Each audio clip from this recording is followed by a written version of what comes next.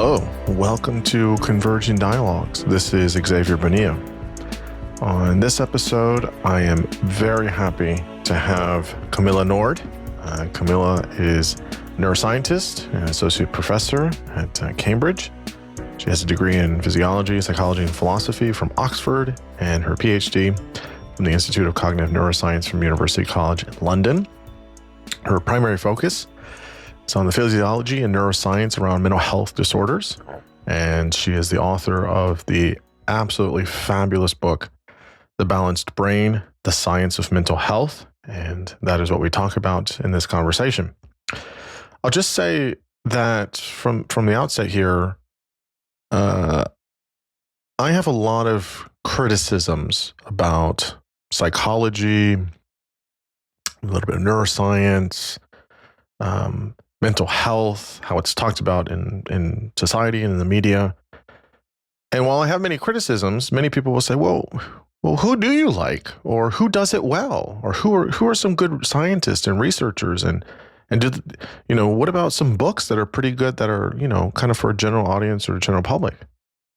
And I have to 110% recommend Camilla's fabulous book. It is current, up-to-date, balanced, humble. It's everything that I want it to be in terms of how we need to communicate science effectively. It's so fresh. She deals with things so well, so integrated. It's just fabulous. It's a fabulous book. I cannot recommend it enough highly. She is quite lovely. And I think that, and quite brilliant. And I think people need to read her book and to read her research. She's just great. In the conversation, we talk a lot about the neuroscience of mental health. We talk about how do we define mental health, how the brain is central to mental health. How do we measure subjective versus objective well-being? Talk about chronic pain. We, of course, talk about depression. One of the symptoms of depression, anhedonia, not taking pleasure in things we normally take pleasure in. Dopamine networks, and we give some corrective elements around that, about the dopamine system. People talk about these dopamine rushes that they get, and some of the inaccuracies on that. We talk about the utility of behaviorism for motivation. We talk about reward and valence. We talk about various emotional theories, the gut microbiome, Bayesian brain and predictive processing, placebos, antidepressants, and many other topics. Again, I can't say enough good things about Camilla and her book. I really, she's kind of the model in my head. There's a few others as well, and she's one of them that do this right. They get the science right, and they communicate it very well for a general audience. So she's just fabulous. You can find this conversation and all other conversations at convergingdialogues.substack.com. I'm also on YouTube. Subscribe, follow. I appreciate your contributions as well. Feel free to do that. It helps make the podcast even better. And go and buy Camilla's book and support her work. And now I bring you Camilla Nord.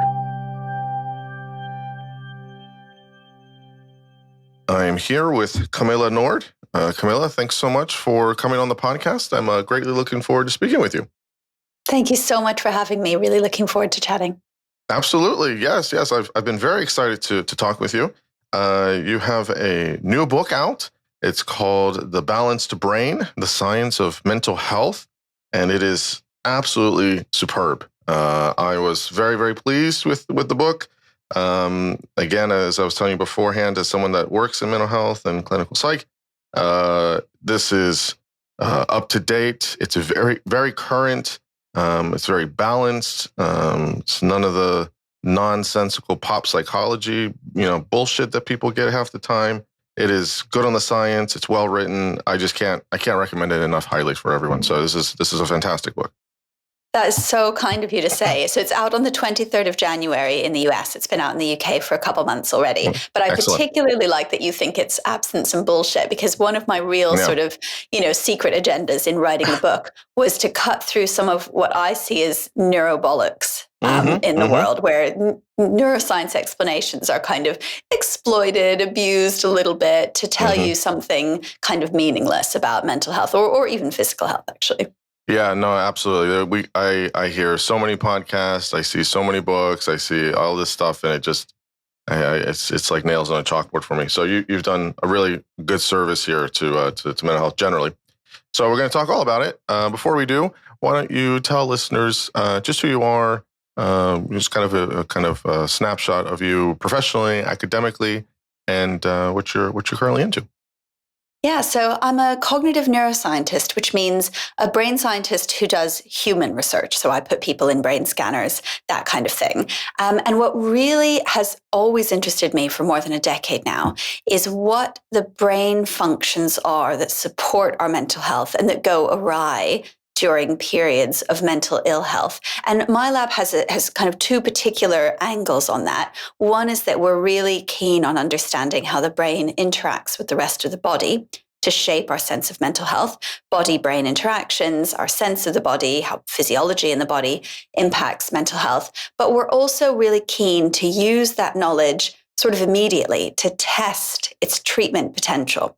So many of our studies involve things like psychological therapy, potential drugs that might be useful, brain stimulation, because we really want to kind of continue that translational pathway and discover new treatments or better understand the treatments we're using. Yeah. Yeah, I think that's, I mean, again, this is what we need, right? We need this intersection of trying to understand, obviously, cognition, we need to understand neuroscience, but we need to see how things are working in tandem and together. And for many years, people have kind of been within, I think this is true of every kind of discipline, but kind of siloed off in their kind of corner. And so it sounds like you're doing some really nice stuff trying to coalesce things together, which is great. Yeah, 100%. You do really see these kind of disparate clinical fields versus neuroscientific basic science fields, and there isn't a lot of dialogue between the two. I understand why. It's incredibly challenging. Some of the work I've done, especially back during my PhD, I worked very closely with a team of clinical psychologists. And actually, what clinical psychology training is, at least in the UK, is often very, very far away from neuroscientific theories about mental health. And so actually there was quite a lot of legwork to kind of sort of conceptually link what clinical psychologists do and kind of the essential treatments that they provide and why the brain might be so important and so interesting in those treatments. Having said that, I also think I'm not, doing this out of some kind of, moral obligation. I love it. I find this work so interesting. I'm so curious to understand it. So it may be, it may involve a little bit of extra effort to work between the kind of therapeutic treatment side and the experimental medicine science side. But actually, I think it's so cool and so much fun. Yeah, no, absolutely. I think I suspect that it's probably similar here in the United States, although I can't verify that. But in terms of the clinical psych world and training programs, well, there's many problems, but I think there are some really good programs and there are some really good things out there, of course. But I think that there's an exposure to kind of neuroscience or cognitive science for sure. A lot of the times, I think, at least here in the U.S., it tends to be, do you kind of specialize in a type of neuropsychology or something like that? Again, which isn't quite the same, but it's getting closer to that world.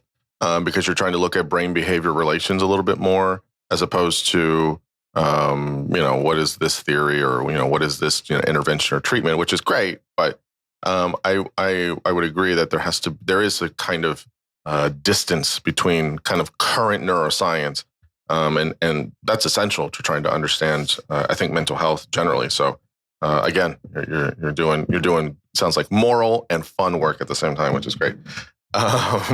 So let's talk about mental health, I guess, generally, as this kind of this, big banner of sorts.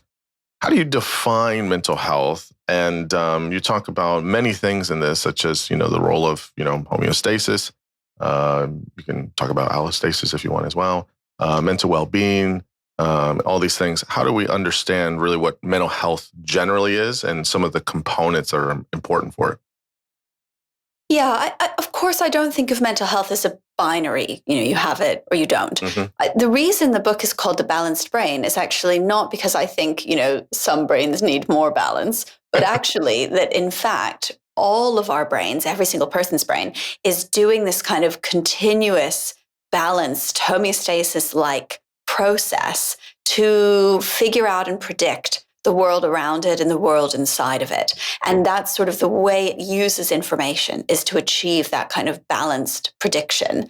And so that's really what I think mental health is a kind of functionally useful prediction of yourself and the world around you. And sometimes those predictions can cause mental ill health, can cause disruptions in your mood and your perceptions of the world around you and your perceptions of the world inside of you. And that's when you might call something a mental illness. Even that, I don't think is binary. I think it kind of depends whether and how much it's affecting someone's functioning. But in the book, I take this perspective that it says, whether or not you have a mental health condition, there are various critical ingredients that shape our subjective sense of mental health. One of those ingredients, I start the book off with the ingredient of pleasure. Very intuitive why pleasure would have something to do with mental health. But in fact, even just kind of tiny little measures of pleasure across a short period of time tend to correlate quite well with the way people have long-term estimates of well-being over a longer period of time. So those little pleasure moments can be quite significant in people's mental health, and the way our brain sort of computes pleasure with the opioid system also shares things in common with mental health. But then I maybe dive into possibly some more surprising ingredients of mental health. For example, I have a particular interest, as I said, in my lab, in how the body contributes to mental health. And some of these signals are from things like the immune system and the role that inflammation plays in our mood and well-being. Some of these signals are from the gut. Some of my own work has dealt with the role of the stomach in an emotion like disgust, which is relevant to mental health in some contexts. And then I probably go even further off-piste and talk about the role of things like motivation in mental health, which I think is a kind of essentially neglected ingredient, but really critical for mental health. Mm. Yeah, you're fusing together a lot of things here, which is, I think, super important, because I think a lot of the times people think of mental health as, I know you've heard this, right? It's something in here in the brain, right? And it's not. It's definitely implicated. It's important, but it's a kind of the whole, gestalt of our experience, right? It's the whole kind of thing there. But that said, how do you see the brain as central to understanding mental health? So we have this idea of, pain and pleasure. We have what it's doing in our body, both internally and what we're doing externally, of course. But where does the brain come in as being central, right? I know many people use this analogy of, it's a motherboard for a computer, or it's like a computer, and those analogies kind of break down and don't work so well sometimes. I don't really like those analogies. I understand them, but how do we see the brain as central, and how do we see it connected with something like, as you're kind of alluding to here, is this embodied mind component here? Yeah, I don't necessarily see the brain as a computer, although I do think it sort of performs computations, I guess. But what I see the brain as doing is it's receiving information, not just currently, but actually throughout its life, via perception of the outside world, perception of the inside world. And then it's learning from that information and continually updating its predictions about the future and also its behaviors in response to what it's learned about the world. So your kind of model of the world, your predictions of the world, are affecting the way you interact with the world around you. And of course, also your sort of sense of your own condition. And so I suppose I see the brain as this kind of integrative, predictive mechanism for navigating about the world. And that's sort of where I see, no matter what the cause, it's almost irrelevant. If the cause of, say, a dip in mental health is totally external, something really tough has happened in your environment, the effect it's going to have on you is filtered via the brain. It all happens via the brain. Yeah, that makes a lot of sense. As you're saying this, I'm thinking about kind of between mental health and the brain and kind of how things look at, and kind of in the body. How much, this is a little philosophical, so, just bear with me, I guess, but how much of this is loosely a subjective thing and an objective thing, right? So somebody could say, well, my mental health, kind of feels fine, or in the opposite, someone that's, some of these people that kind of over-report their symptoms all the time, where they're just like, I'm always terrible. My mental health is always bad.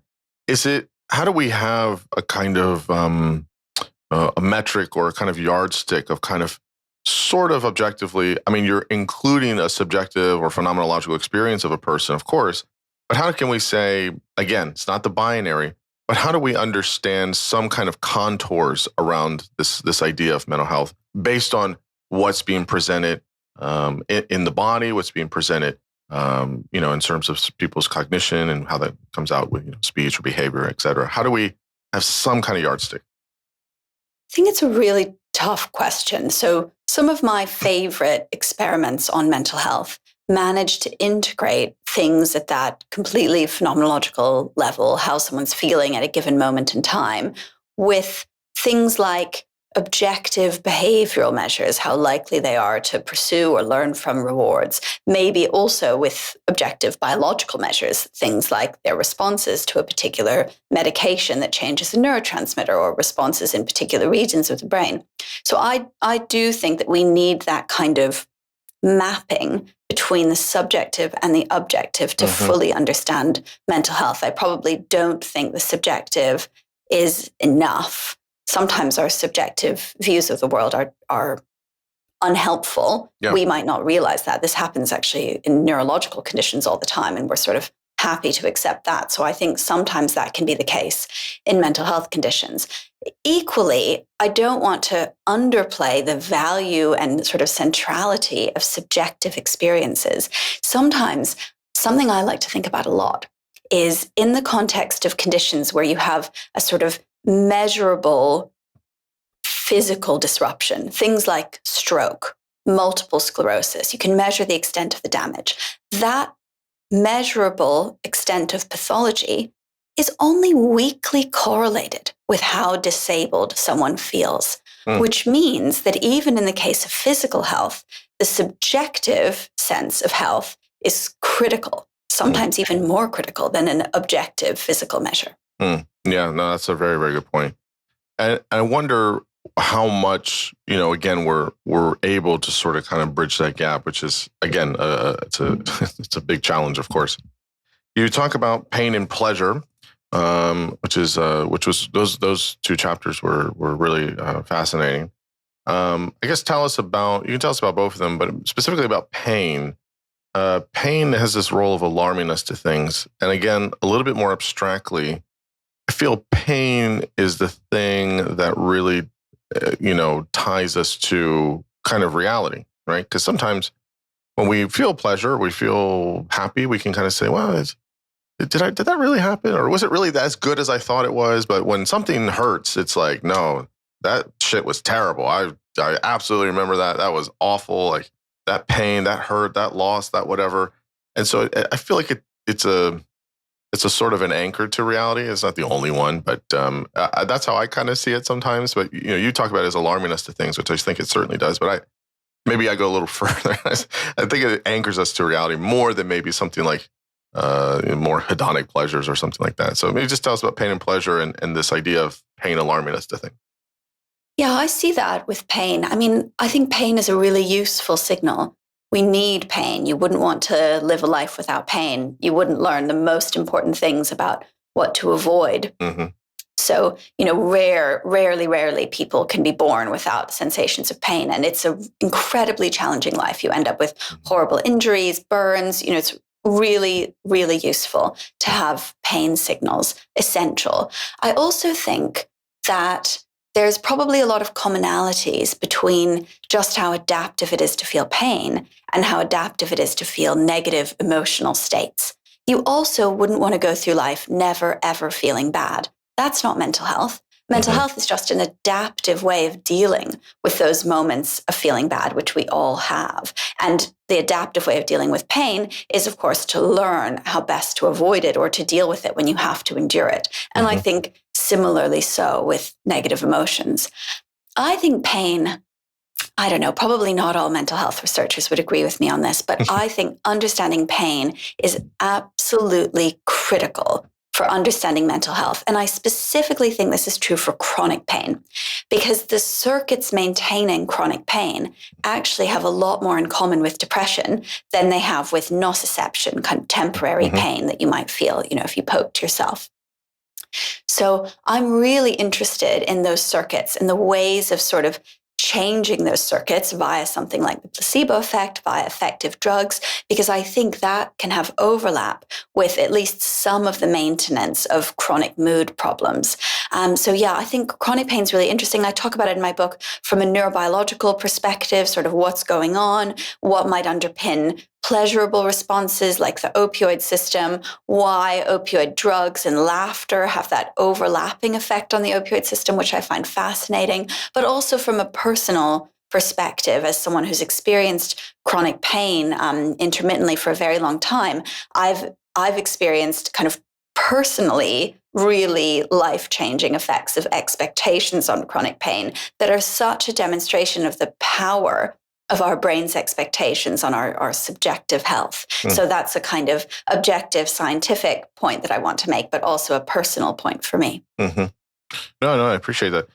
I was reading this bit in the book about is it also known as fibromyalgia? Is this correct? Right? Is this sometimes known, or is that a similar condition? Or it's a similar condition, yeah.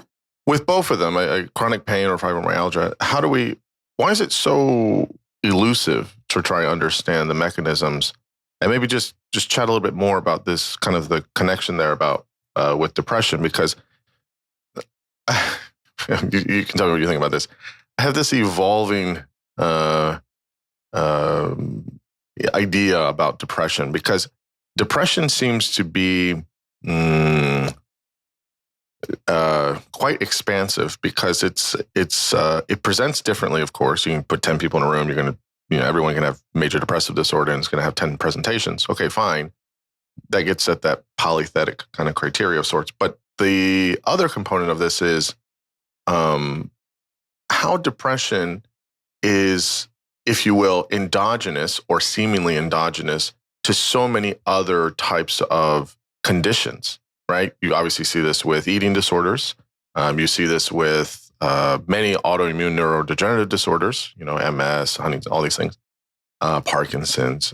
You see it with so many of those types of things. And I don't know if maybe there's a similar link here of depression with chronic pain or fibromyalgia. So, yeah, so just talk about that connection. I mean, depression is such a, again, it's like the more you learn, the more you don't know anything, right? It's like, what is this? But yeah, talk about that connection, I guess, between those circuits, I guess, or whatever.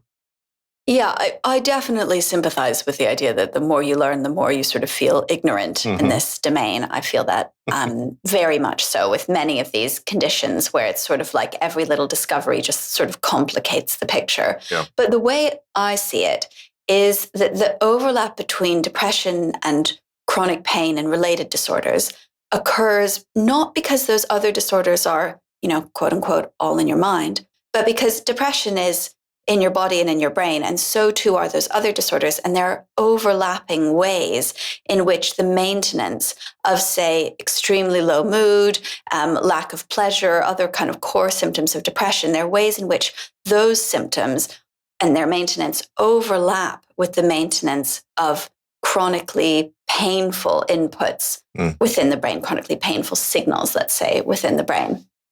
So I actually think this commonality, this physical commonality, because depression is many, many things, has many facets, is also the reason one reason for the overlap between depression and other conditions. So, for example, depression and diabetes are incredibly comorbid. Yeah. And you often see like very simplistic explanations for that. Like, for example, perhaps people are sad and so it affects their appetite, really unidirectional. But actually, I see it as that there may be common causes that can disrupt people's metabolic signaling and also the way that their brain learns about and guides them in the world. So there clearly is this kind of interrelationship between our cognition and what's happening in our mind, and also these physical signals within our body. So I think that is kind of one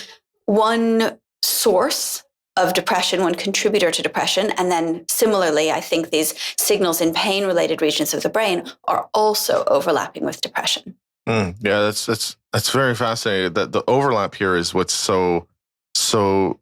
The question becomes then, which comes first? That's number one. Hard to know. And then second is, okay, if depression is first, let's say, why is it being manifested physically in this person, in this organism, let's say, in this person's body as chronic pain or as, something else?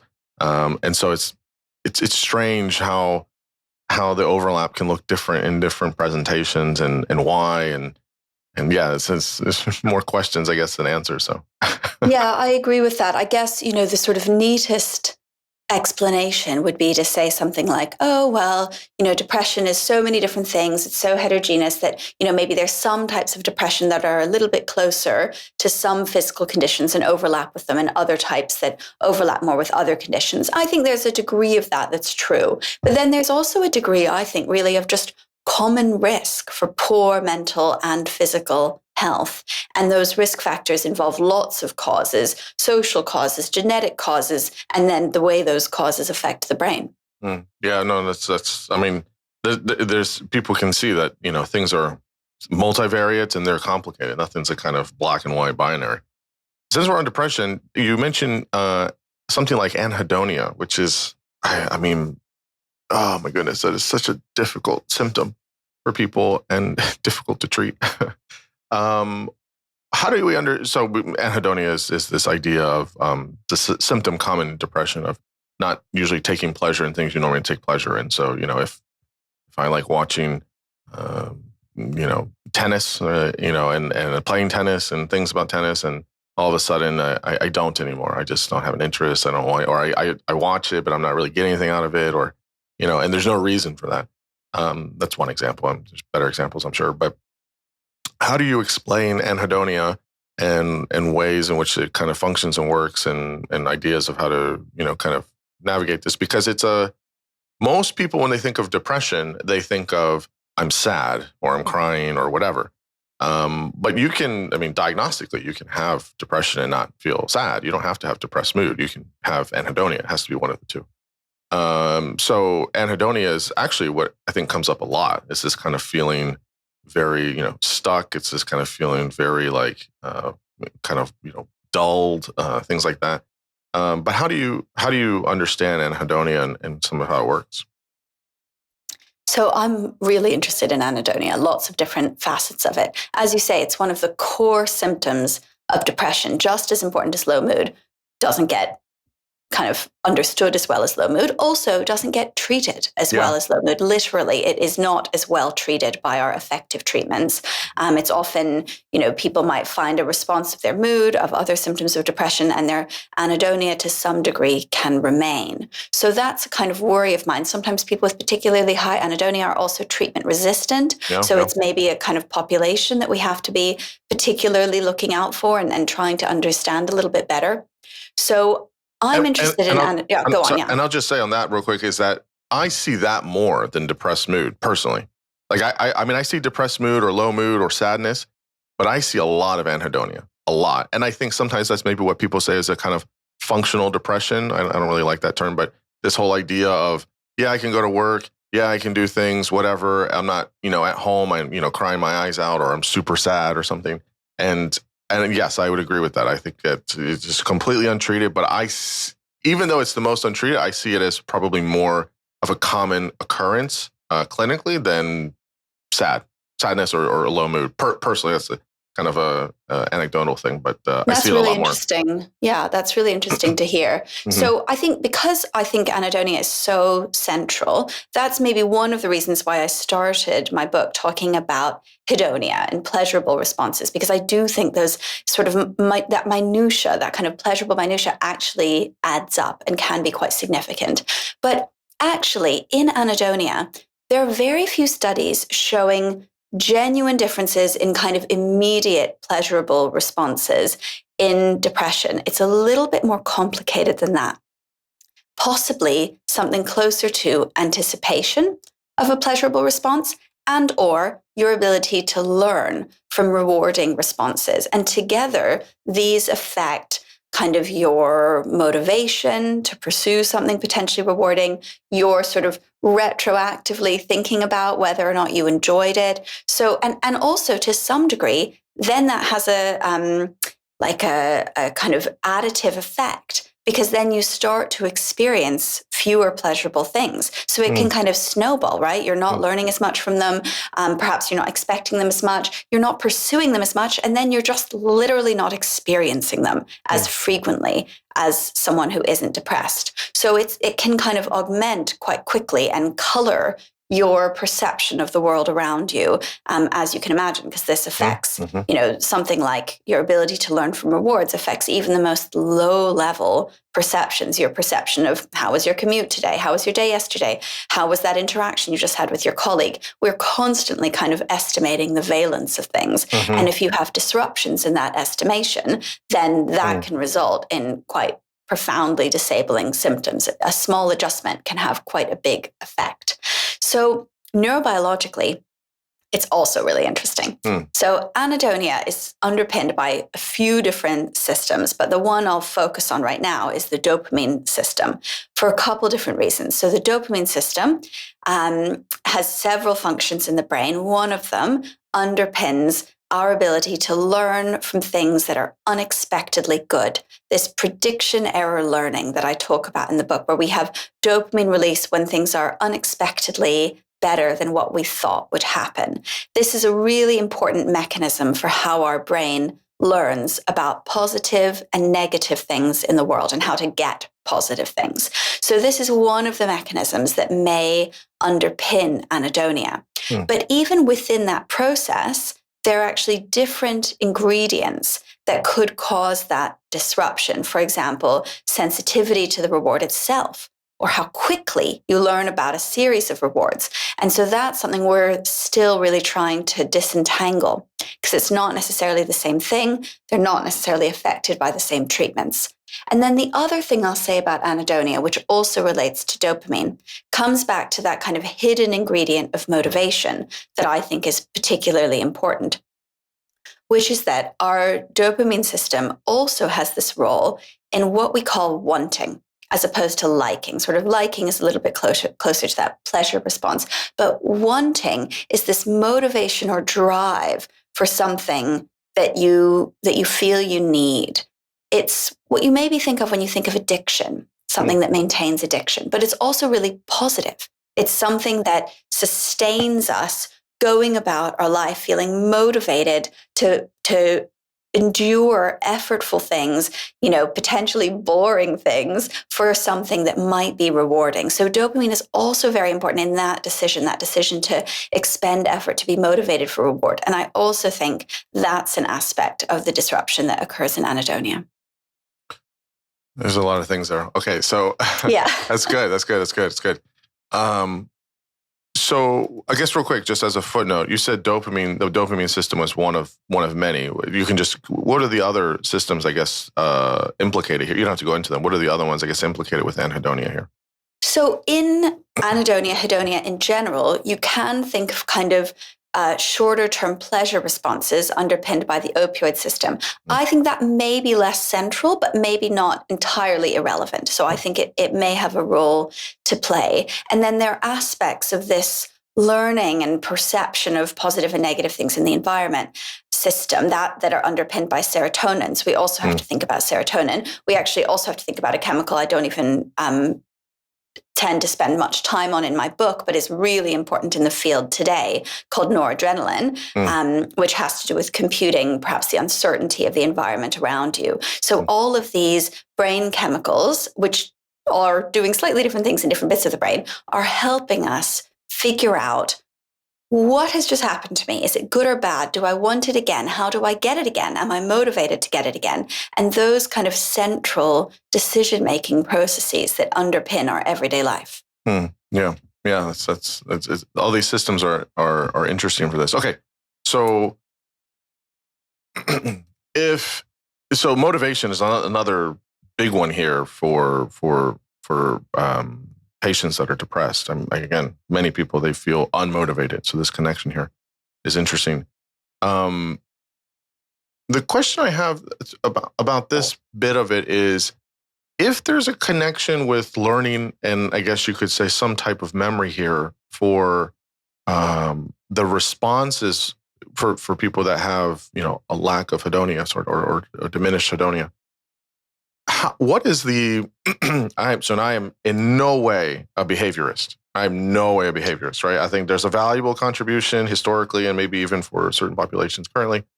But what would be the value of some behaviorist interventions if it is a learning and sort of memory problem? Because this seems like a kind of pure reinforcement thing, right? If you can train the brain to learn, or to have a better or improved reinforcement, is it possible to learn ways of anticipating or expecting a kind of particular reward from a context or situation? Or is it something more neurochemical that's beyond kind of external behavioral intervention? What do you think about that piece? No, on the contrary, I absolutely think it's accessible via therapy. And in fact, I think it's already happening via different kinds of therapies. So it's interesting about, it's not that I think all of depression is reinforcement learning. That's highly oversimplified. It's obviously not the case. But I do think this kind of pure behaviorist model can give us access into some of these systems that then have sort of higher level meaning and affective states for us. So it's not that that's all there is, but it is that I think that's like one route kind of towards depression, but also one route out of depression. So you see this in behavioral interventions, this kind of reinforcement learning process essential in things like exposure therapy. I do think there's some untapped potential there, where if you could kind of augment that learning process, perhaps with a pharmacological treatment, that's something that's being tested in some animal and human studies, that could be really a way to use what we know about that learning process to improve the therapy's effectiveness in people maybe who wouldn't respond to it normally. But even in other types of therapy, so I've done studies taking this kind of reinforcement learning approach, but combining it with therapeutic effects of, for example, cognitive therapies, for example, cognitive distancing. So that was an interest of mine a couple of years ago. And we spent a little while doing a project where people practiced sort of distancing themselves from immediate reactions to outcomes in a reinforcement learning context, where then we could sort of decouple these signals and show how that quite abstract thing, distancing yourself from your reactions, had effects both on your learning about rewards, but also on your emotions as tied to that learning about rewards. So it's a system where I think behavior is not everything, but is kind of inextricable and maybe also a way in. Yeah, that's very, very important. I think that's there's much to, it sounds like there's much to still kind of uncover there, which is really fascinating. And then I guess the last part of what you had said was, you mentioned some aspect that you kind of alluded to, like addiction and stuff. And I always think of addiction is interesting. We don't have to go off on this, of course, but what do you think about this idea? I remember talking about this with Andy Clark. We talked about the reward prediction error. And this idea of seeing, instead of, yes, this is a reward, if instead of something like, reward has a kind of almost like a moralizing component to it that's implicit to it, which I don't really like. What if it was something more of like a salience or like a kind of internal hierarchy of this is more salient for me to get? Because a lot of the times they're not, people that have addictions, they're not trying to get the reward if they're doing it continuously over and over and over and over. Sometimes it's a lot of it, there's a kind of need of sorts. That's a kind of broken loop here. So if you have this kind of error in reward or prediction, wouldn't it be a better conceptually to see it as a kind of salience or a hierarchy as opposed to just reward or something else like that, more kind of in a binary? What do you think about this?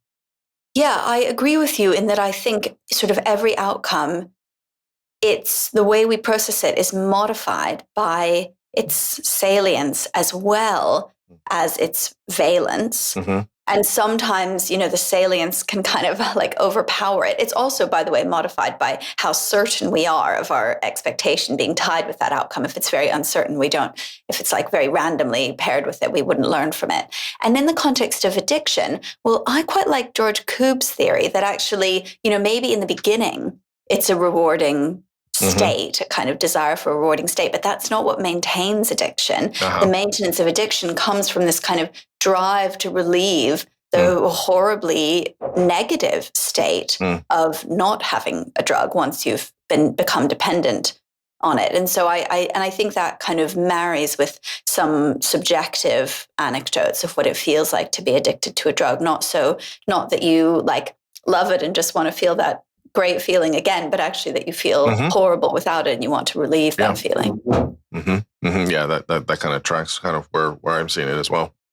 So real quick, we'll move to emotions and proper in a minute. But just pleasure. I mean, we've been talking about it and alluding to it, but you talk about pleasure in the brain and you kind of open with that.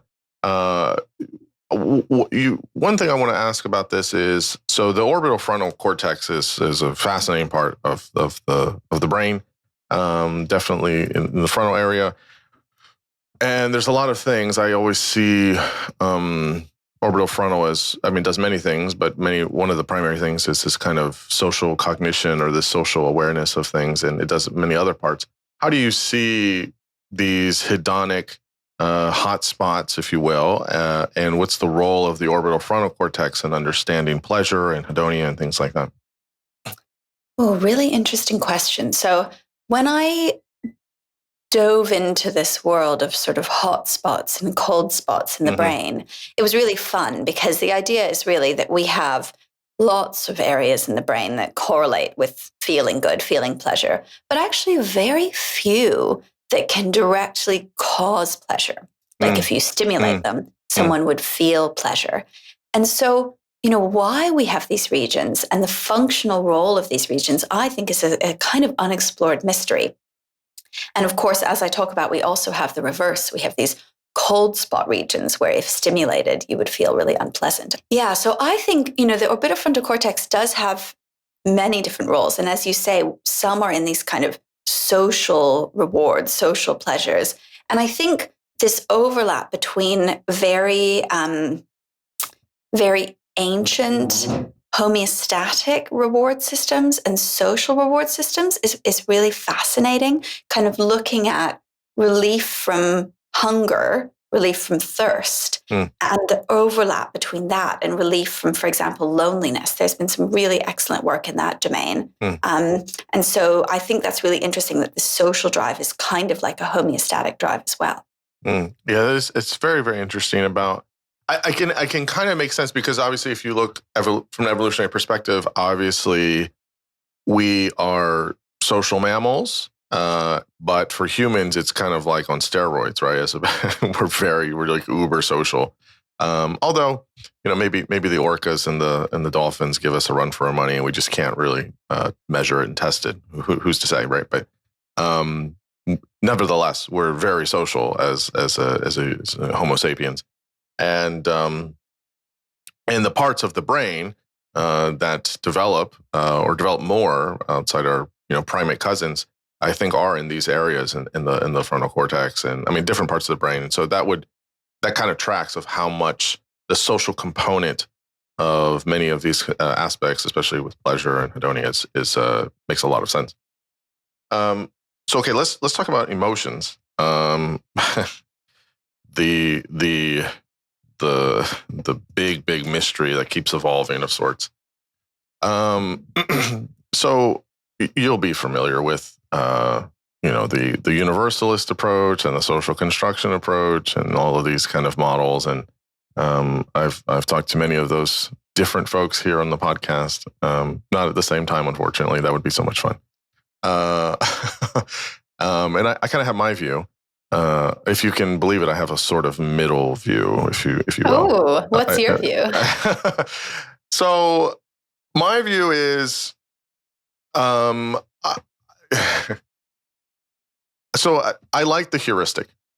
I recognize that emotions can be a kind of heuristic. They are of sorts a human creation. I get that. We put labels on things and we name them, and okay, that's fine. And yes, they are a sort of construction for people. I'm fine with that. I just think people make the same constructions.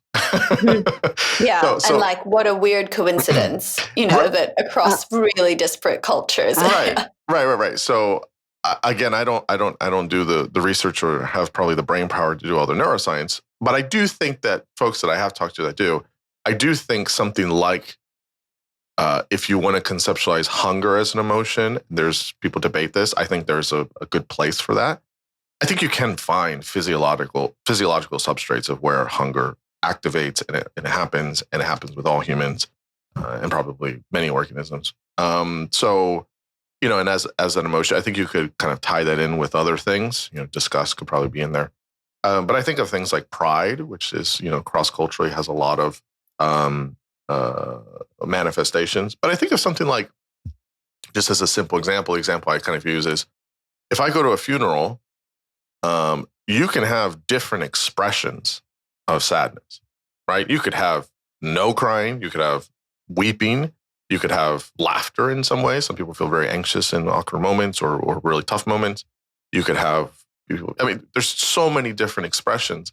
But if you were to give everybody a survey at a funeral and were to say, even if you were estranged from this person, if you hated this person, each person is going to have some experience of what it means to have loss, and some experience of that. And again, the experience is going to have difference, obviously, because people are different. But I think in the abstract, people are in mourning. They have loss, someone is there, and then they're gone, and they feel something. And I think that there's enough similarity for people to say, yes, this is not a good feeling. This doesn't have a positive valence. And yeah, I might feel more of this, or I might feel more of this, and I might call it something different, and I might express it different. But I think the subjective, or if you will, phenomenological experience is going to be in the same zip code. It's going to be in the same universe. So for me, it's like, okay, yes, we call it a thing. Okay, we understand that that's a human creation, just like, the color red is a human creation of sorts, right? Like, I get it. But I do think that there are some, I think there are more complicated emotions, like shame is really complicated. And I think it might look different. And I think also shame is really hard because you have to have a kind of agreed upon definition of the self and what that means. And is it the total self, or is it just a part of yourself? And it's complicated. But I think maybe for other kinds of emotions, I would say, yeah, there's probably a universal experience, but I don't think it's the same. I know that sounds like an oxymoron with those two words in that sentence. But and I'm not trying to necessarily find the middle way and just pair two kinds of things. I really do see kind of both sides of it. And I don't think one cancels the other one out necessarily. So that's kind of my jumbled view I'm of on it. a similar page. I'm not a full constructionist because I do think there are kind of like physiological, and also neural commonalities of emotions that just occur independently of exposure to kind of knowledge of that emotions, even sometimes awareness of that emotion. So I think, there can be pairings between physiological states and our reactions to that states that don't even have to go through necessarily conscious experience of an emotion. You just know, oh, I want to avoid that, or oh, I really liked that particular sensation. So you don't even necessarily need to kind of introspect, label. Like that process is constructed, but isn't actually necessary sometimes to the whole purpose of an emotion. And then, yeah, I'm probably in the camp that would label hunger something like an emotion, or at least almost entirely overlapping in its mechanisms, in that it's a sort of subjective detection of an internal state that we map on to then certain behaviors and things like that. So I guess just a bit here on this is, how do you see the role of interoception and exteroception? So again, for listeners, interoception is your body telling you what's happening in your body. Exteroception is your body telling you what's happening outside your body. How do you see the role of both of those, I guess from a physiological perspective, of telling us something that's going on, and how that loads or maps onto, kind of our emotional states, if you will? Yeah, so I see it in kind of two ways. That, obviously we can observe something in the outside world that then affects our emotions. We can feel something in our inside world that then affects our emotions. The two aren't independent, they can interact, but also it only affects our emotions via sort of our brain's expectation and interpretation of what those things are. So that's really how I see the role of interoception, for example, as a kind of bidirectional pathway where changes in peripheral physiological systems, changes in our heartbeat, in our blood pressure, in our stomach, in many, many different systems, inflammatory system, they're continuously being communicated to the brain. So it's not like when you interocept, you feel emotion. No, your brain is constantly receiving these signals. And sometimes they penetrate or not to different degrees. And we map those signals on to emotions to different degrees. And so I think, the really interesting part there is to think about the filter itself. What is it that penetrates our consciousness? What is it that then gets mapped to something negative or something positive? And that is really this role of interoception, not as just a receiver of signals, which the brain is doing, although it's messy, but actually as an interpreter of those signals. I'll ask you in a bit about, you've talked about it now, and you've talked about it in the book as well, about, predictive processing, which is, very, it's having its moments, which is, I think, nice. I think it makes a lot of sense. So I'll ask you about that in a minute, about the interpretation piece of it. But briefly, tell me about gut microbiome. Again, this is another thing that, people kind of get excited about, and then there's like a million kind of, books and articles about this and all this stuff, and gut health. And, there's a lot of wild stuff about the vagus nerve and all these things. And so, it's all these things. But what is your kind of position on the importance of the gut microbiome? You talked about inflammation, how that affects our mood. But kind of just tell us, sort of help us sift through kind of the elements as it connects to mental health, at the very least, of the gut microbiome, and what's not kind of true about it that sometimes people kind of get maybe overexcited about. Yeah, I talk about the gut microbiome right after talking about inflammation. And that was quite deliberate, because when it comes to inflammation, I think the best evidence suggests there can be a causal role of heightened inflammation in worse mental health. That means that, yes, you can look epidemiologically, and people with worse mental health also have higher inflammation, but who knows? That could be for many reasons. Yeah. If you acutely increase someone's inflammation, which you can do with a vaccine, for example, many people will then have either mood changes or changes in kind of brain circuits, cognitive circuits that affect mental health. So I think there truly is, at least for some people, a very clear causal mapping between some types of inflammation and mental health. I don't think there is as clear a mapping with the gut microbiome. That doesn't mean there's none. So in animal studies, there is causal evidence, like I've described, where if you disrupt the gut microbiome, you can disrupt anxiety-like behavior. And that's what people got super excited about. And me too. I think it's really exciting that that's true. But the way that these studies are done in animals are such unique setups. These are animals living in germ-free environments. They're all genetically identical. They have a life that is unfathomable to our lives as humans in our kind of microbiome world, in our bacterial world. It's so different. So what I take away from that is, maybe it's different in humans. Maybe the effects exist, but are just much, much smaller. Because when similar studies have been done in humans, results are mixed. And I think that's not the case if you look at epidemiological studies where you can see sort of group-wise differences. Someone who experiences an anxiety disorder may have disruptions in their gut microbiome. But why? Maybe because part of their anxiety disorder means that they eat differently, and that changes their gut microbiome. So if there's something in between bullish and bearish, that's what I am on the gut microbiome. I think it's really fascinating. I think it does have something interesting to tell us about gut health.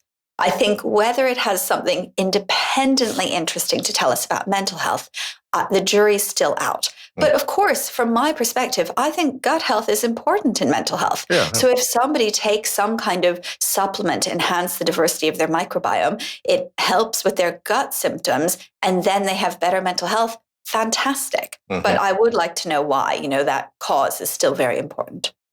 Yeah. Anybody that's getting really excited about studies with mice or rats in a lab is, it's like, okay, I mean, that's a lot of potential, but I kind of see this as kind of, again, I'm not trying to make a false dichotomy, but, something could be efficacious, but it doesn't mean it's effective. And as you know, effectiveness studies are super hard to do because you have so many, threats from external validity and things like that. So it's like, okay, how do you factor that in? How do you replicate it?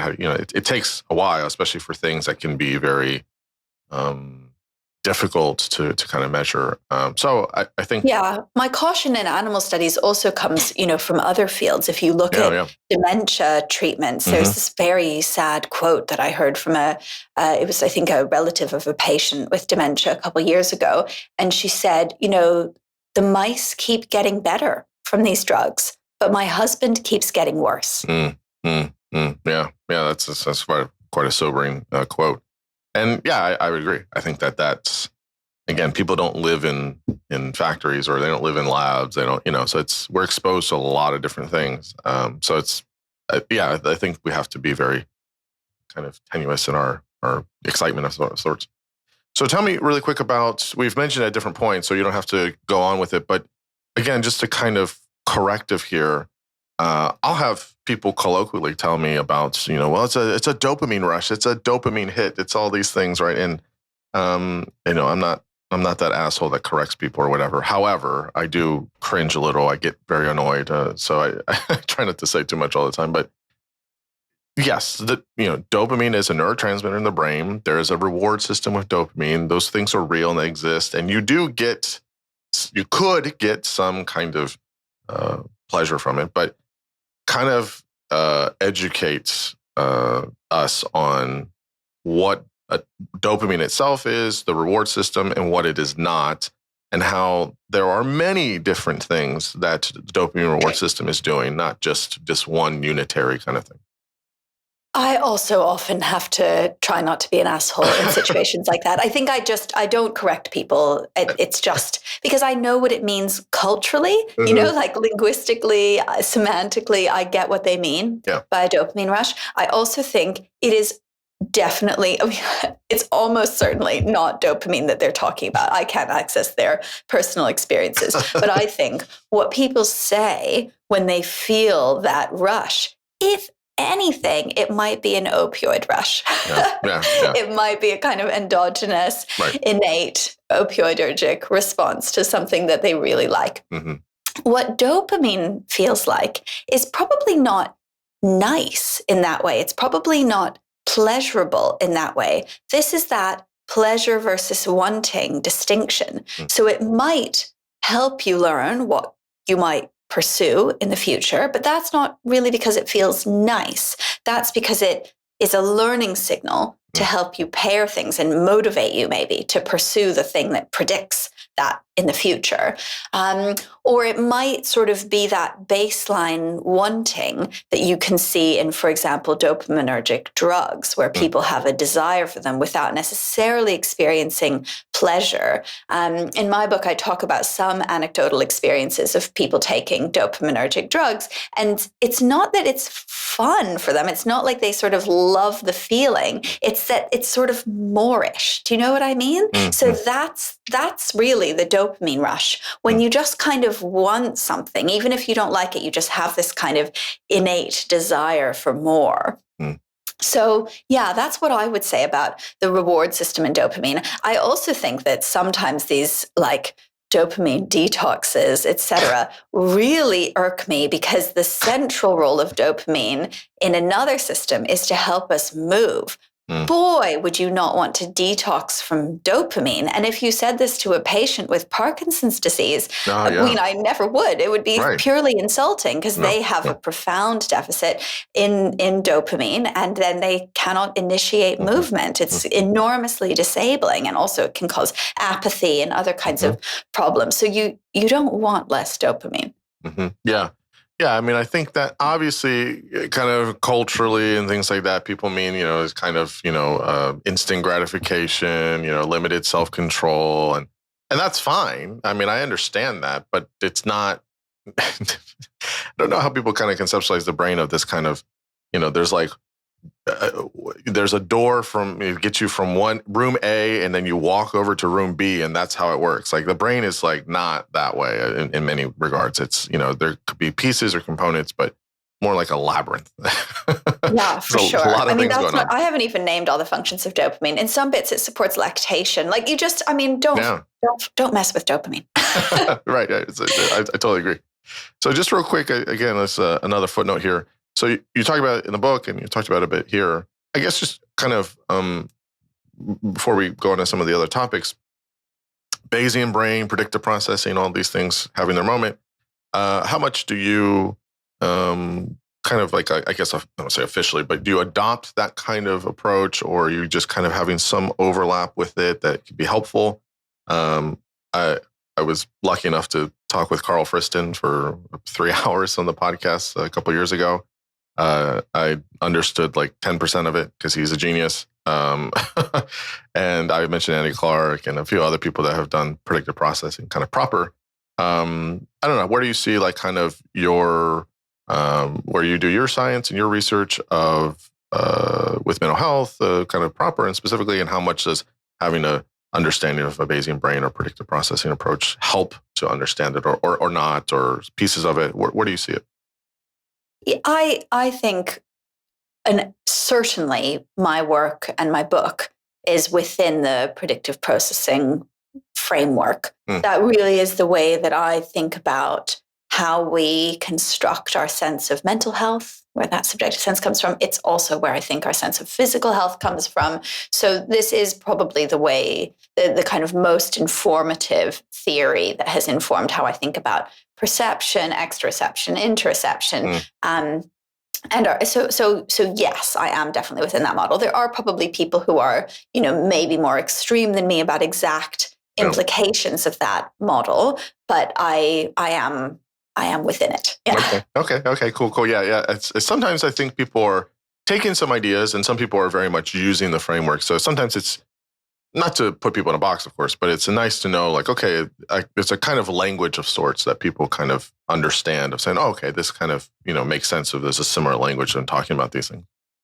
Yeah, I think that's exactly right. Some of it is, a scientific framework that I use in my lab that kind of informs the types of questions that we ask, the way we ask questions, the reason that we don't just think of the brain as a kind of receiver, So I think some of it just really informs the ways that my experiments work. And then some of it is also, within the context of when I write and when I speak about science, this is really what I think is one of the most important messages that I want to convey, is kind of how this sense of mental health comes about, and why things that we think of as, purely purely mental, like psychological therapy. Placebo is actually or placebo are actually physical processes that we can kind of study at the level of the brain. And that's because we can study expectations and predictions at the level of the brain. So if that's what you're affecting via your therapy, via a placebo drug, then you're affecting the brain.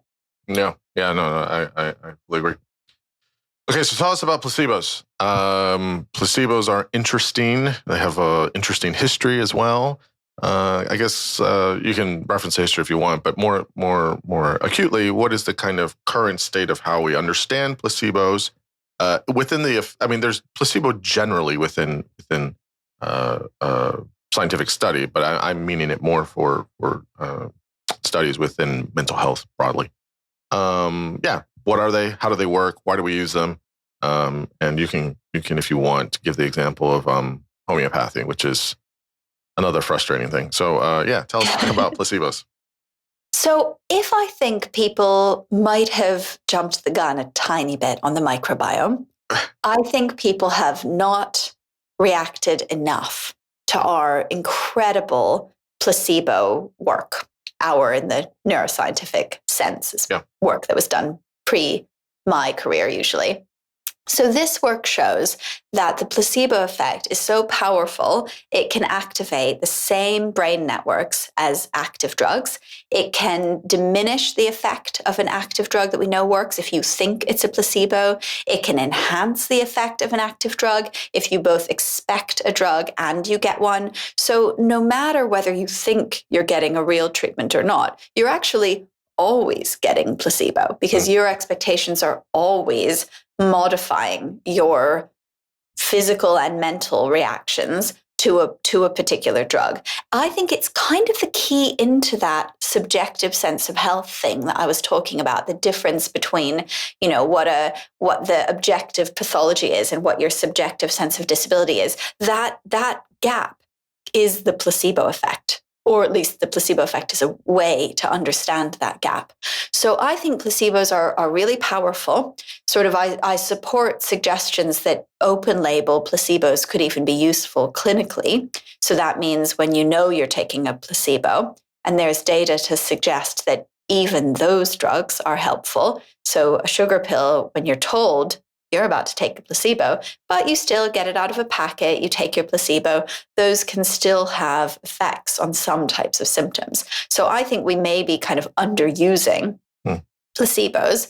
And then I also think there maybe is a little neglect of nocebo, which is such a cool phenomenon that I want everyone to know about if you don't already know about it. So the example that I'll give will be vaccine reactions.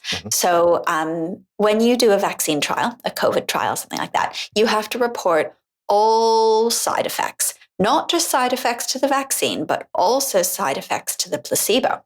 And then you report them. And that's a really rich data set because you have to report if somebody has something incidental, something that happens outside of it, but also it's the effects that people have because they're anticipating a possible side effect of the vaccine. And I would argue actually that those effects themselves can sometimes be a little contagious. Once you know what possible side effect to expect, your brain can unconsciously sometimes engender that side effect. So your expectations about positive effects of a drug can be beneficial, but your expectations about potential side effects can be really unhelpful. So if I wanted to speak about other people, I could speak about, for example, those videos that went viral of people having, very unusual, probably not related to the vaccine, post-COVID vaccine side effects. But I could also actually speak about myself. So early in the COVID pandemic, I was a vaccinator. I was giving people COVID vaccines. But at the time, at least in the UK, my age group weren't allowed vaccines. So I was doing it and I wasn't vaccinated yet. And then one day there was a leftover vaccine at the end of the day. So they said, "Oh, do you want it?" And I was like, "Yes." So I got my vaccine, but I had spent all day vaccinating people and telling them, every single person, hundreds and hundreds of times, what side effects they might experience.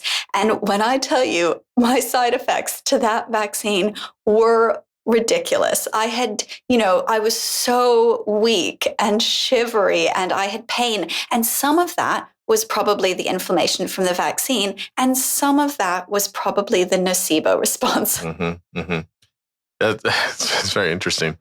So I get two things here. I feel like sometimes, even myself at different points, when people see or when they hear placebo, they think fake, and then there's the real treatment, right? That's the fake. But that's not quite, that's a false dichotomy. That's not exactly what it is. Of course, if you give somebody a sugar pill and you give somebody, an actual prescribed drug, yes, it's not the prescribed drug, but it's not that there isn't an impact or an effect. So that's one thing, this kind of fake, real kind of dichotomy. But the second thing is also,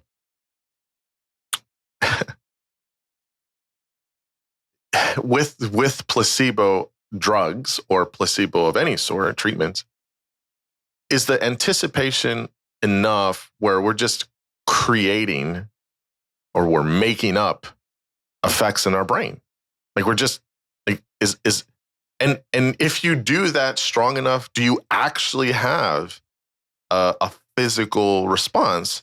Which kind of leads to this kind of, it starts to get into this, like, I feel like it could be this kind of woo kind of thing of like, well, your mind has power over your body. And if you really think hard enough, you can really have this or this, which I don't think is anything of what you're saying. But I think that I could anticipate some people maybe listening to this and saying, well, I mean, I heard it here. Like, yeah, even if there's nothing in it, like if you just think it, you're going to have a response. And that's the power of the mind over the body. Like, I mean, you could go really far off with this. So yeah, what is that fake real kind of dichotomy? And what is this kind of power over minds idea of sorts?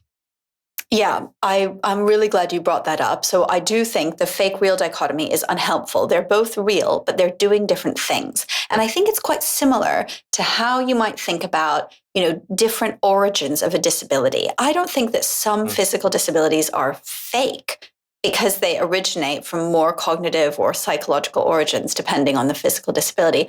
I just think they have different physical origins. It's coming from different processes. So a placebo effect is doing something. It's just doing it via the kind of expectation networks in your brain. And so to that end, I don't think placebos can do everything. There's a very limited range in which they work. And that range, I think, is quite important because it's a kind of subjective sense of health. They're not working to fix a broken bone. They're not working like an antibiotic. They're not working at that physical level. They're working on that added gap level that I'm talking about, your physical subjective sense of health. So that can mean they could be useful in the context of a kind of, visible physical problem, but maybe as well as something to fix that visible physical problem. And this idea about power over mind kind of thing. I mean, what do you think about? How do you see, like in the example you gave, right? Like you're giving people, hundreds of people, you're saying the same thing over and over and over. I mean, before you even finish the story, I was like, yeah, if I was in that position and I get a vaccine, I'd be like, I'm having all of the worst symptoms. Like, oh, this is so bad. Like, and in reality, if I didn't do any of that, I probably would have been like, oh yeah, like, have some symptoms, but it's not so bad or whatever. Maybe not, but how much of that impact do we have where our mind is in that space, and then it's just like, okay, now I'm expecting this to happen, and almost like if it doesn't happen, it must happen because I just did all of this stuff. How much of that, like, what's the like limits of that, or how much power can we prescribe, I guess, to our mind of how much it can manage or control things? Yeah, I mean, you're right that I don't want to, I'm not a kind of, clearly, I don't think there's this sort of amazing ability of the mind to change everything about your body, especially, I would say, not the conscious mind. Yeah. If I were sitting there, and I have no idea if it occurred to me or not because I had a high fever, but if it had occurred to me, I'm only feeling this way because I was talking about it all day. It probably did occur to me because the kind of research I do, it wouldn't have done anything. Yeah. So I could have said with my mind, oh, no, just ignore what you were saying, etc. And it would have done absolutely bloody nothing. So I do think that there is a kind of contribution of these expectations and beliefs, etc. But I actually think we're very bad at consciously changing them ourselves. Something like certain types of therapeutic processes, they can slowly over time change people's beliefs, I think, when they work. But you just sort of telling yourself, no, it's like, yeah, it's not going to work. Effective. No, it's not effective. Just a bit of this. So homeopathy, is there anything, tell us about this. Is there anything in it? People really like it. I don't, to remind listeners what it is, and then just like, what's the kind of limits of what it could be and what it is. I don't really believe in any of it, but that's just me. I am so torn about homeopathy. Not whether or not it does what it says on the tin. It absolutely doesn't. It's a placebo.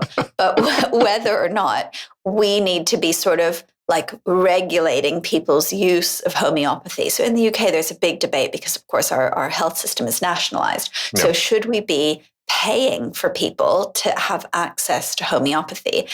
And I feel very torn about it because I do think that there's a level at which homeopathy is dangerous. And that level is when it's suggested to be used for conditions that absolutely and utterly need other kinds of medical interventions, chemotherapy, etc. But then I can't help but acknowledge that there is a huge group of patients who are not satisfied with what traditional healthcare can give them, probably partially because of that disparity between kind of physical pathology and subjective sense of well-being. And then I guess I do see a utility of homeopathy in terms of improving someone's subjective sense of health. That's why people think it can work miracles, because it can dramatically affect your subjective sense of health as a placebo, functioning as a placebo. Yeah, I agree with that. I don't know.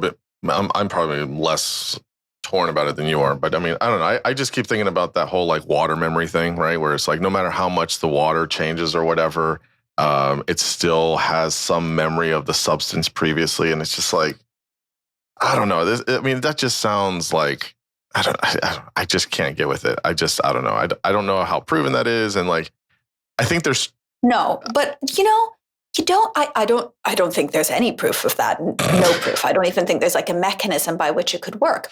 But I love yoga. I practice yoga all the time. Sometimes the explanations that someone might give you in a yoga class are not attuned to physical reality. Yeah, sure. But that doesn't mean that the practice itself might not be helpful for people. So I guess that's kind of where I fall. I see that. I do see that. I just think that for me, the well is poisoned with it. So like what you're saying, I think is fair, and maybe there are some things in homeopathy that can do that, but there's just some absolutely fucking bonkers things. And it's just like, I don't know how I can take that and maybe some of this other stuff. Like, this isn't just like, that's a kind of strange explanation, but like, whatever, I still feel effects. There's some like wacky stuff out there. And like, what are the healing stones? And like, it just starts getting really, really like wild. And it's like, okay, whatever, people can do what they want. That's fine. But I certainly think if you're going to do that, as opposed to getting chemo treatment or, taking your insulin or whatever, like that's definitely not okay.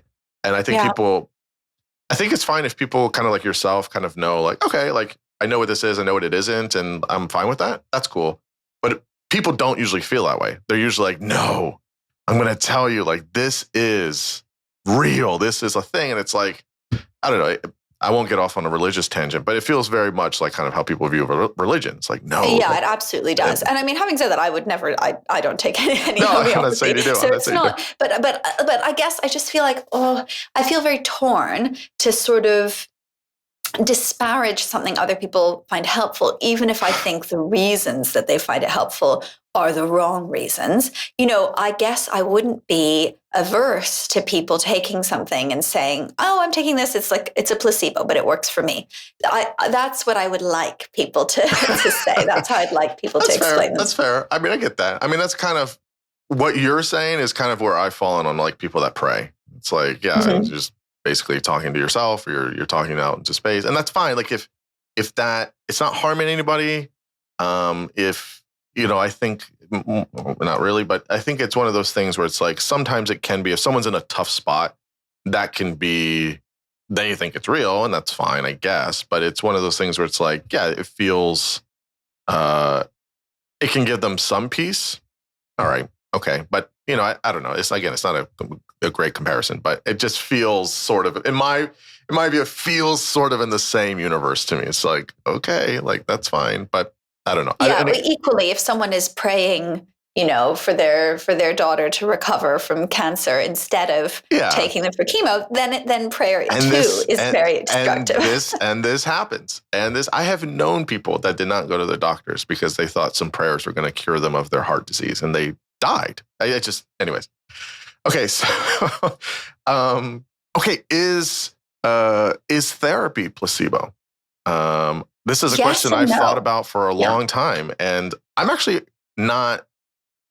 I kind of think it is, but and I do it every day for a living. So, okay, what are your thoughts on this? On if it's placebo? So yes and no. Yes and no. I think therapy has things in common with placebo in that I think it affects overlapping expectation type mechanisms in the brain, especially when it works. Sort of that's like what you hope therapy does.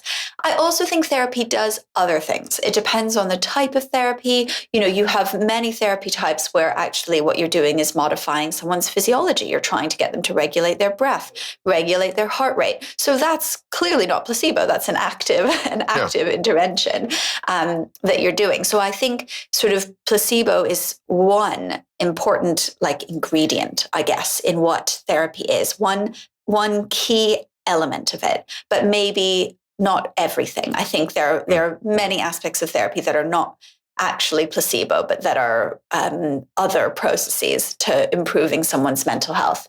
But that does cause a problem. And the problem is that you cannot have placebo-controlled trials of therapy, really, if placebo is an active element. Yeah. Or at least it's much harder. Now, I do think placebo is an element of other treatments as well, but maybe I think it's an especially core aspect of therapy, such that if you subtract it, it's not really therapy. Other aspects are left. It's not really what it was to begin with. So I think it does kind of complicate the situation for proper double-blind RCTs, which are, essentially impossible in therapy. Yeah. With the study, even now, I mean, even if anybody that's doing good science knows, it's all based on self-report. If you're doing outcome, and it's so hard to do solid studies of the efficacy and the effectiveness of therapy. There is certainly a wide and voluminous range of literature on something like cognitive behavioral therapy or some of the behavioral stuff, even some of the relational interpersonal psychodynamic therapies, for sure. But there are, I would say, in all of those weaknesses with some of those studies. Much like every study has strengths and weaknesses. I'm not saying that there's a perfect study out there, but it does kind of get to this okay, so how did they get the subjective report? What was the qualitative component of this? Oh, a self-report measure. Okay, well, and how can you try, even when you're doing it without that, it's hard to know kind of the efficacy. I think, again, as someone that does this every day, I think therapy works. I think it's effective. I'm not saying it's not. But in an academic context, I do think that there are some limits and weaknesses from some of the studies that have been done on kind of this component that we're talking about with the placebo and pure versus kind of mixed in there and things like that. I think it's complicated. So yeah, it's not unique to therapy. Lots of treatments have a problem with placebo arms. Yeah. So it's not unique. So real quick, just about alternative treatments. You mentioned many of them. So we could spend more time on all of these, but I kind of just as a broad kind of thing. So obviously there's antidepressants. I talked with Peter Kramer on here, who wrote that book on listening to Prozac, and he's very much he's a psychiatrist and talks about antidepressants work, Prozac works, and I think yes, obviously something's going on, but even he agreed that the serotonin hypothesis was never meant to be a slam dunk, whatever, and people keep trying to refuted and things like that. And I think it's kind of established that it's not really what we thought it was. So you can talk about that if you want, the role of antidepressants and serotonin. But then also some of the other alternative treatments, such as, TMS, ECT, ketamine, MDMA, psilocybin, and some of these other kinds of things that are alternatives to just therapy and prescribed drugs. And where do you see a lot of people get excited about the psilocybin stuff? And it's like, I don't know. I mean, I like it. I think it has a lot of promise, and I think it's great. So I'm a big supporter and fan of that research. But I mean, people think that, oh, there's 3 studies, so I'm going to start eating shrooms and microdose it on my own at home. It's like, I don't think the way to do that. I mean, people can do what they want. So, but yeah. Anyway, so yeah, tell us about antidepressants, serotonin hypothesis if you want, and then some of the alternative treatments such as psychedelics and the TMS, ECT stuff. Yeah, I mean, I guess in reverse, psychedelic studies make therapy studies look like the most robust, well-blinded studies in the universe, because it's so hard to make someone blind to a psychedelic, especially if they've taken one before, and then they know whether they're taking LSD, psilocybin, or they're taking a tiny dose of it that isn't causing any kind of psychedelic effects. Yeah. So I would like to see more, this is my sort of wish for the field, I would like to see more studies with quite active control groups. Control groups taking ketamine. Some control groups taking an amphetamine, something that you would expect to have really quite different mechanisms, different effects immediately and chronically, but also, most importantly, you wouldn't necessarily be able to tell the difference in a naive participant. So if you recruit people who've never taken a psychedelic and you give them ketamine, honestly, I don't think people would know the difference. You'd have to be an expert. Yeah. So I really think that's what I would like to see from that field, is a better differentiation of what results are specific to psychedelics compared to this kind of amazing anticipation expectancy effect that I think is still playing a role in some psychedelic results. Maybe the opposite is true of antidepressants, where people have been so cautious about the efficacy of antidepressants, even though it is shockingly well demonstrated for kind of psychiatry studies, our literature. There is such consistency in the efficacy of antidepressants. It's not a treatment for everyone. It's not without side effects. It's not that there's one type. It might be a different type for a different person that works, but they certainly overall, as a group of medications, are effective treatments for depression. And I really kind of mourn the fact that has become a controversial statement, a statement that's, like, oh, you're taking the side of like big pharma. And it's like, no, I'm just literally taking the side of boring spreadsheets. As to how they work, that's a much funner question, and very ripe for debate. So I think even when I was an undergraduate many, many, many moons ago, we were taught that the serotonin theory of depression was not fully accurate. I also don't think it's fully wrong. I think there are elements of serotonin that play into all of our mood, and disruptions to that system might play a role in engendering mood disturbances in some people. But it's not as simplistic. It's not like Parkinson's disease. It's not as simplistic. You're missing this chemical. You need this chemical, one-to-one mapping. But they do something really interesting via the serotonin system. So a big mystery is that although they increase serotonin, and I talk about this in one chapter in my book, they increase serotonin immediately. They don't increase your mood immediately. They take weeks to affect your mood, if at all. But what they do immediately, whether or not you're depressed, is just ever so slightly modify your perception of emotional things, emotional sentences, emotional faces, and they shift your interpretation towards a slightly more neutral, slightly more positive interpretation from an originally more negative interpretation. If you're depressed, a kind of common disruption in information processing. Now, I don't think this is universal either. This is, in my view, one reason why antidepressants don't work for everyone, which is that their mechanism of action is not 100%, because it might not be the kind of mechanism for depression in everyone. But for some people, that shift, that little shift that happens from the moment you take it, will over time add up to become a kind of grander change in mood. And I think that's something quite phenomenal, maybe something currently not exploited enough by the way we use antidepressants. We use them kind of forever treatments, chronic treatments, but actually maybe there are ways that they could be paired with certain psychological interventions used in certain periods of time, and that would really get the most out of them as drugs. Yeah, I fully agree with everything you said there. I think that I think if it works with people, it's not meant to be, there's all those studies that say like, more efficacy when paired with some type of therapeutic intervention. Okay, yes, but as opposed to just doing it alone. But I also agree. I don't think maybe the drugs are meant to be long-term use. I think that obviously our bodies are very adaptive, and we start to have a higher ceiling for things, or a lower ceiling, whichever way you want to look at it. And yeah, I would agree. I think it depends. That's not to say that it would be harmful for people long-term, not at all, but just is the potency of it going to be there? And yeah, I think it's stuff. This is kind of in the I think you and I are kind of talking in the context of people that have a certain severity of depression. Now, people that have really severe depression or anxiety or other types of challenges, that's much harder. I mean, I think you do need a variety of treatments to try and combat that, and be very difficult. That's where something like maybe an ECT, although there's downsides to that, but yeah, that was why I included it. When I told my wife that I was going to include ECT in this book, she said, huge mistake. Don't do it.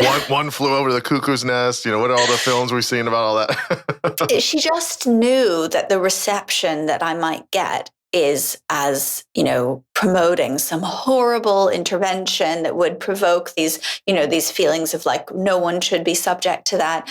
But I guess the way that I feel is that for really, really severe depression, ECT is the most effective treatment. It is. And I think it's shameful that we kind of speak about it in hushed tones and, like a horrible shame in psychiatry, when actually it's really amazing that there is a treatment, a serious treatment, a treatment not without side effects, but that a treatment it can actually fix really, really horrifically a terrible situation for people. Yeah, I've seen this happen. And when I worked in inpatient hospitals, I would see people come in, and I can't describe the amount, like depression, like clinical depression at severe levels is really, it's not, I feel not motivated or sad today, like we talked about earlier.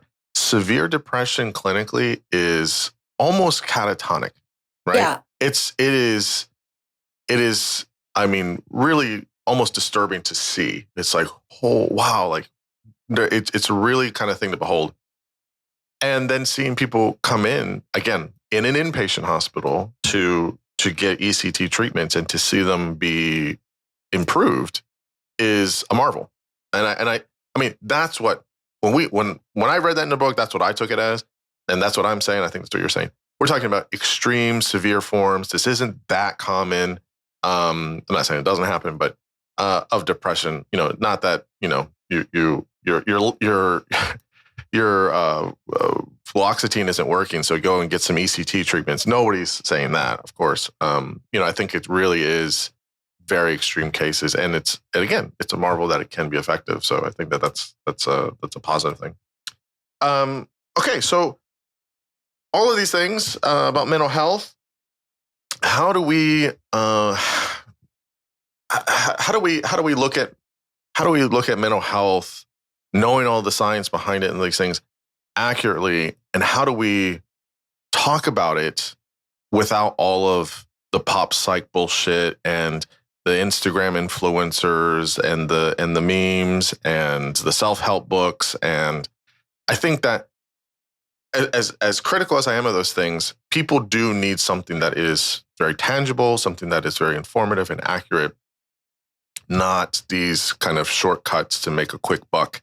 So I think your book is a big contributor to trying to do that accurately and to help people understand things well. But how do we have this conversation, and how do we think about it for ourselves about a lifestyle of having good mental health generally? I think the biggest takeaway that my book can give you is that there are these myriad routes into poor mental health, overlapping, distinct. There are these ways out with different kind of treatments. But if we know one thing, we know that because there are so many ways into poor mental health, there is no silver bullet that's going to work for everyone's mental health. And that is the biggest takeaway that I would like people to understand. There may well be something that works for you, which is amazing, but it might be that you read about some incredible new discovery, it's worked in a trial and it doesn't work for you. That doesn't mean there's something wrong with you. It doesn't necessarily mean there's something wrong with that treatment. It means that the kind of mapping of your mental health and the way your brain has supported it has not aligned with what that treatment is targeting. Yeah, it's very nicely said, and I fully agree. And we need more people like you doing good research and to communicate it as well as you have in the book. Again, the book is The Balanced Brain, The Science of Mental Health. It's out in the UK already. It's here through Princeton, the wonderful Princeton in the United States. Camilla, what can I say? This was so helpful. I was greatly looking forward to this, especially when it's folks in my field doing good work. And so you were a delight to talk to. Your book is wonderful, and I'm so very happy and thankful that you came on and gave us all your wisdom. Thank you so much.